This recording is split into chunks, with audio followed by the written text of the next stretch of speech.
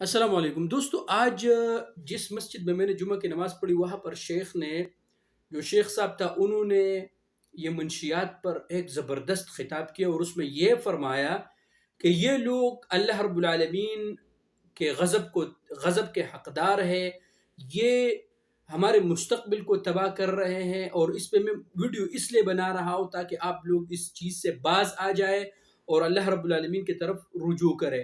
انہوں نے اس میں ایک قصہ سنایا اور یہ بتایا کہ ایک آدمی مجھ سے ملا اور وہ 30 سال انہوں نے منشیات کے کاروبار کیا۔ پھر میں نے ان سے کہا کہ آپ نے اس میں کیا کمایا؟ تو اس نے کہا کہ میرے پاس 1 ریال بھی نہیں ہے، کیونکہ حرام کی کمائی تھی یہ۔